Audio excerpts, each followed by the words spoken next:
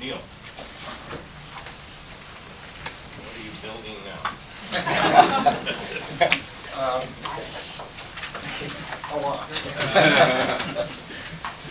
I'm joined, of course, by Alan Lako, and just wanted to note that this is sort of one in a series of presentations that we have been giving and will continue to give on the Portland-Milwaukie Project and the effect on TriMet and how we're sort of moving ahead with all of that, and to sort of give you a heads up on the actions that will be ahead of you as we begin to implement this project.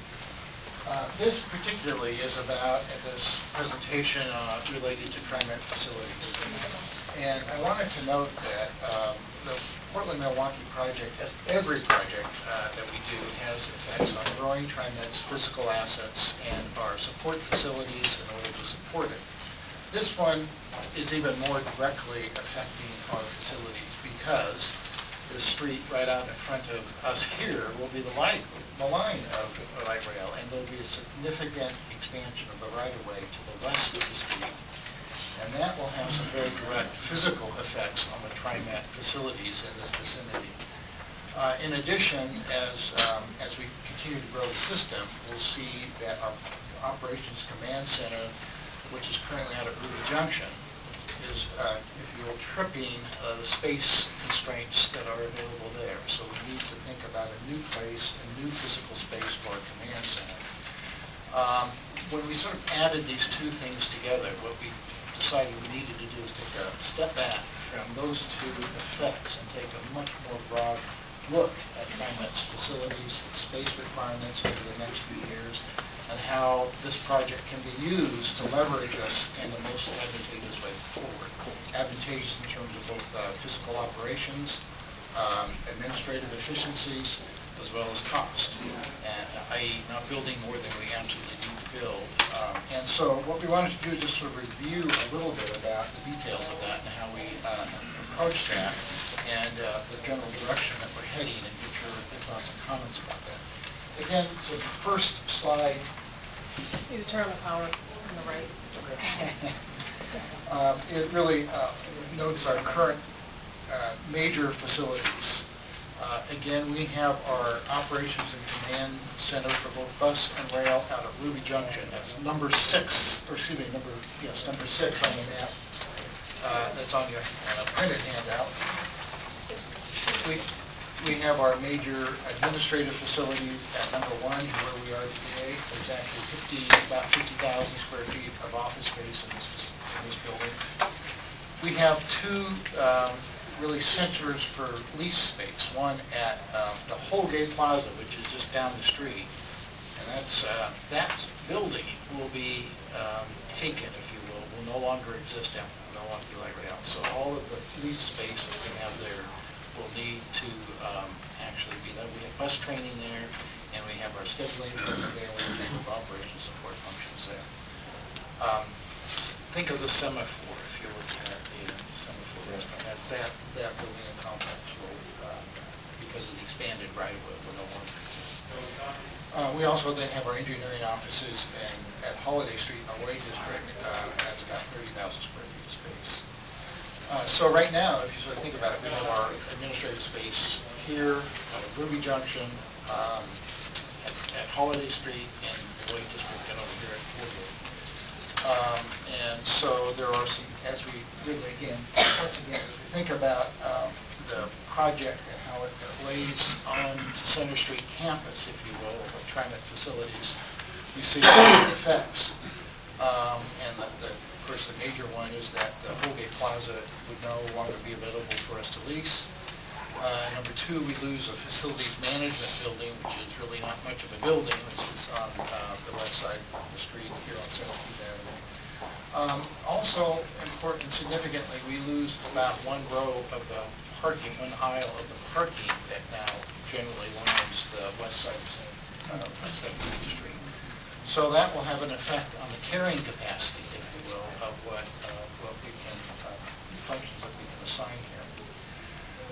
And I should also just digress for a moment to note that we are continually concerned about the effect of our, if you will, overflow parking on our neighborhood here in our Brooklyn neighborhood. We have very patient neighbors, good neighborhood association, that we have concerned about maintaining that, and obviously not having our road partners affect the livability of this great neighborhood to our west.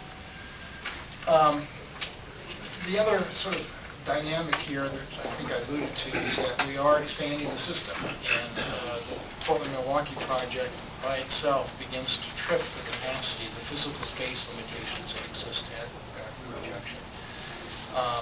We begin to add on the Columbia River crossing.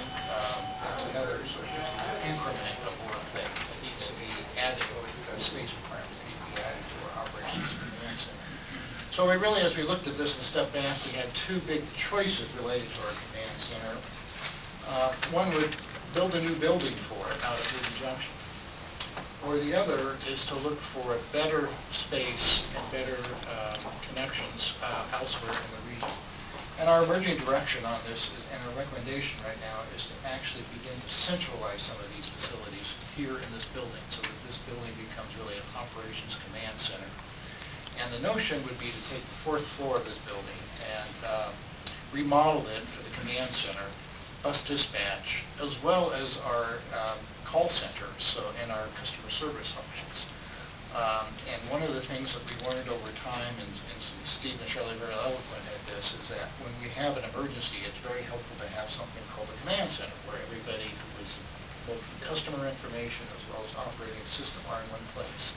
And so what this begins to do is to locate some of those key functions in one place, more central to the region, more central to the facility.